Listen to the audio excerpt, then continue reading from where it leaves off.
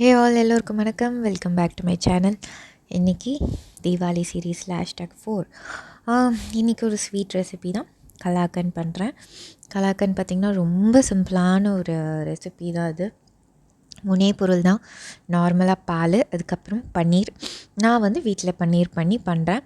நீங்கள் ஸ்டோர் பாட் பன்னீர் வாங்கி இதே ரெசிப்பியை ஃபாலோ பண்ணிக்கோங்க. இதில் பார்த்திங்கன்னா 1 லிட்டர் பால் எடுத்து வச்சுருக்கேன். இதில் 2 கவர், அதாவது 1 லிட்டர் பால். இதை வந்து ஃபுல்லாகவே பன்னீர் பண்ண போகிறேன்.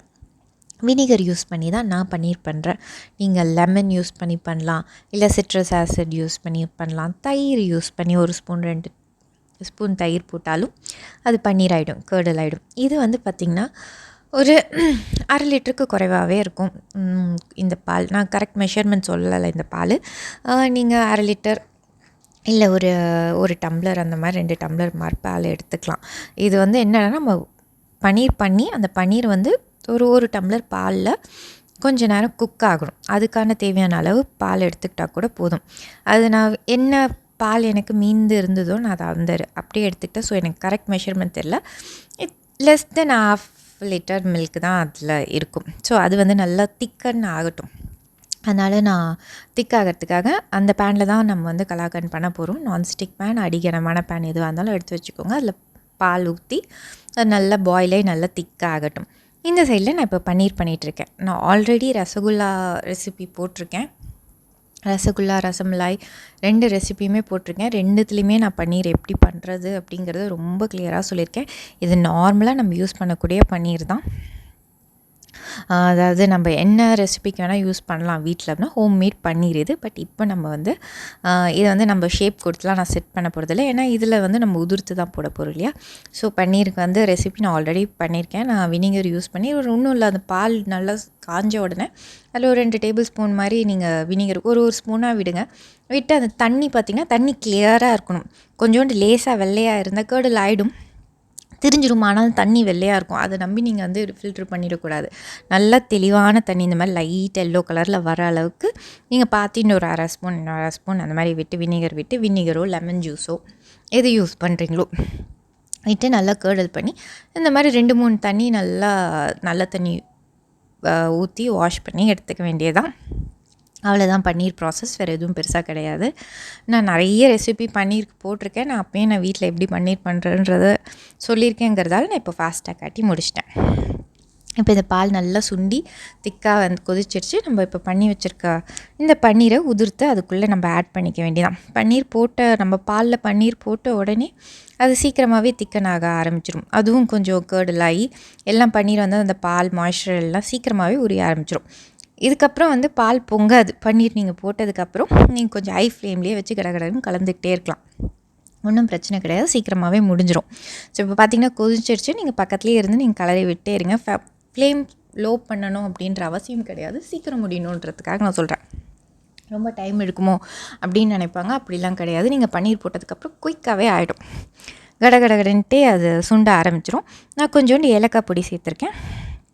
ஒரு 1/2 டீஸ்பூன் ஏலக்காய் பொடி சேர்த்து பார்த்திங்கன்னா சீக்கிரமாகவே திக்காகிடுச்சு.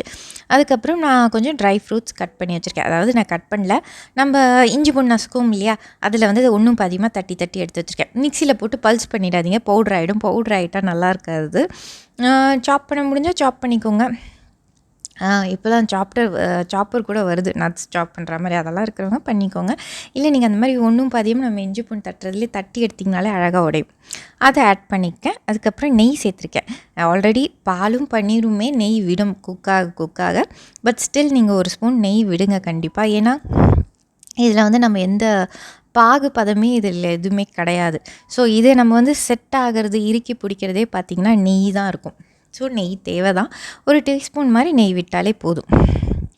அதுக்கப்புறம் இந்த குவான்டிட்டிக்கு பார்த்திங்கன்னா நான் வந்து ஒரு 3/4 கப் சர்க்கரை போட்டிருப்பேன். சர்க்கரை, அந்த பால், பன்னீர் இது எல்லாமுக்கும் வந்து நீங்கள் வந்து பர்ஃபெக்ட் மெஷர்மெண்ட் இருந்தால் மட்டும்தான் இந்த ஸ்வீட் நல்லா வரும் அப்படியெல்லாம் கிடையாது. இதோட அட்வான்டேஜ் அதுதான். உங்கள்கிட்ட இப்போ ஒரு 2 டம்ளர் பால் இருக்குது அப்படின்னா அந்த பாலை நல்லா சுண்ட வச்சுக்கோங்க.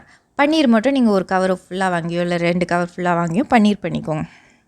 இல்லையா 2 பேக்கெட் பன்னீர் வாங்கி துருவி எடுத்துக்கோங்க. So it's up to you. அது வந்து ஷார்ட்கட். 2 பேக்கெட் பன்னீர் வாங்கி பண்ணுறது வந்து ஷார்ட்கட். நம்ம இப்படி வீட்டில் பன்னீர் பண்ணும்போது அந்த ஃப்ரெஷ்னஸ் வந்து நீங்கள் ஸ்டோர் பாட்டில் கண்டிப்பாக இருக்காது தான். அதனால தான் நான் எப்போவுமே பண்ணால் இப்படி பண்ணிப்பேன்.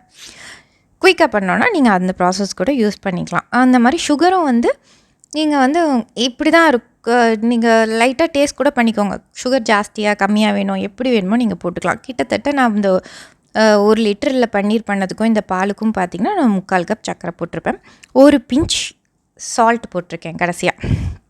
ஸோ பார்த்திங்கன்னா ஃபுல்லாகவே கெட்டியாகிடுச்சு. நல்லா உடச்சி விட்டுக்கோங்க. அந்த பன்னீர் கருக்கு அந்த மாதிரி உருட்டை கட்டிக்கும்.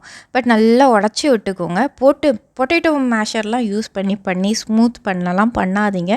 அது டேஸ்ட்டுக்கு அது ஆக்சுவலி கெடுத்துரும். சில பேர் அப்படி பண்ணுவாங்க. ரொம்ப ஸ்மூத்தாக இருந்தால் கரெக்டாக பீஸ் வரும். எனக்கு இந்த கொஞ்சம் புருன்ட்டு இருந்தால் தான் நல்லா இருக்க மாதிரி இருக்கும். ஸோ நான் அதை அப்படியே தான் வச்சுப்பேன். பட் குட்டி குட்டியாக உடச்சி விட்ருங்க அந்த பன்னீரை. ரொம்ப உருண்டை கட்டிகிட்டு இருக்கக்கூடாது. குட்டி குட்டியாக புருன்ட்டு இருக்கிற மாதிரி இருந்துச்சுன்னா ரவையாக இருந்தால் தான் கலாக்கண்ட் மாதிரி இருக்கும் ஆக்சுவலி. ஸோ அவ்வளோதான். அதுக்கப்புறம் நீங்கள் ட்ரேயில் நெய் தடவிட்டு, கண்டிப்பாக நெய் தான் தடக்கணும். நெய் தான் இதை கொஞ்சம் இறுக்கி பிடிக்கும். இந்த ஸ்வீட் க்யூபாக வர்றது கொஞ்சம் கஷ்டமாக தான் இருக்கும். இது எப்படி சொல்கிறது, பீஸ் போடுறதுக்கெலாம் ரொம்ப சாஃப்டாக டெலிகேட்டாக தான் இருக்கும். கடையில் வாங்கினாலும் அப்படி தான் இருக்கும், டெலிகேட்டாக தான் இருக்கும். ஸோ கடையிலையாவது கொஞ்சம் அங்கேண்டு கார்ன்ஃப்ளவர்லாம் சேர்த்து அதை கெட்டி பண்ணுவாங்க. நம்ம வீட்டில் அப்படி பண்ணும்போது அதுக்கு கார்ன்ஃப்ளவர்லாம் எதுவுமே சேர்க்கல. ஸோ பர்ஃபெக்டாக வந்துருச்சு பாருங்கள். டின்னை விட்டு நெய் தடவினதால் ஒரு நல்லாவே 1/2 அன் ஹவர் ரூம் டெம்பரேச்சர் வந்ததுக்கப்புறம் நீங்கள் ஒரு 1 ஹவர் ஃப்ரிட்ஜில் வச்சுருந்து கூட எடுத்துக்கலாம். எடுத்துகிட்டு அப்புறம் திருப்பி ஃப்ரிட்ஜிலேருந்து ரூம் டெம்பரேச்சர் வந்ததுக்கப்புறமா நீங்கள் இந்த மாதிரி டின்லேருந்து எடுத்துருங்க. நான் மேலே கொஞ்சம் நட்ஸ் சும்மா கார்னிஷ்க்காக போடுறேன். அவ்வளோதான். எனக்குமே கட் பண்ணும் போது கொஞ்சம் உதிரதான் செய்யும். நீங்கள் வந்து உதிருதே அப்படி பீஸ் வராது அப்படிலாம் கிடையாது. ஒரு 1.5 ஹவர்ஸ் 2 ஹவர்ஸ் டிஸ்டர்ப் பண்ணாமல் வச்சுருந்து அதுக்கப்புறம் நீங்கள் வந்து பீஸ் போட்டிங்கன்னா கண்டிப்பாக கரெக்டாக வரும். இதை நீங்கள் இறக்கும் போது பதம் எப்படின்னா நான் உங்களுக்கு காட்டியிருப்பேன். ஃபுல்லாகவே சுண்டிடும். அதில் மாய்ஸ்சரே இல்லாமல் ஃபுல்லாகவே சுண்டி வந்துடும். அதுக்கப்புறம் நீங்கள் கடாயை விட்டு இறக்கிடுங்க. இதில் வந்து இந்த ரெசிபியில் ஃபெயிலியர் ஆகிறதுக்கு வாய்ப்பே கிடையாது. நீங்கள் ஸ்வீட் கரெக்டாக இருக்கான்னு நக்கி கூட பார்த்துக்கலாம், மீன்ஸ் டேஸ்ட் பண்ணி பார்த்துக்கலாம். So no issue at all.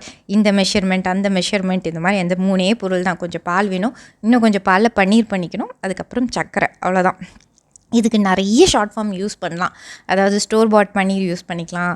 அப்புறம் கண்டன்ஸ் மில்க்கும் ஸ்டோர் பாட் பன்னீர், கொஞ்சோண்டு பால், அதாவது ஒரு 2 டேபிள் ஸ்பூனும் இல்லை 1/4 கப் பால் விட்டு இது 3யுமே குக் பண்ணிவிட்டு கலாக்கண்டும் பண்ணலாம். But this is the actual process. Traditional recipe பால், இன்னொரு சைடில் பால் நம்ம பன்னீர் பண்ணிவிட்டு அந்த பாலில் ஆட் பண்ணி சர்க்கரை தேவையான அளவு போட்டு ஏலக்காய் போட்டு ட்ரை ஃப்ரூட்ஸ் கூட இது எக்ஸ்ட்ரா தான். இதில் நிறைய வெரைட்டி. நான் பண்ணது பார்த்திங்கன்னா ட்ரை ஃப்ரூட்ஸ் போட்டு இது ஆக்சுவலி ப்ளெயினாக தான் பண்ணுவாங்க ஆஸ் அ ட்ரெடிஷ்னல். ஸோ இந்த ரெசிபி பிடிச்சிருந்தா கண்டிப்பாக சப்ஸ்கிரைப் பண்ணி சப்போர்ட் பண்ணுங்கள். தேங்க்யூ.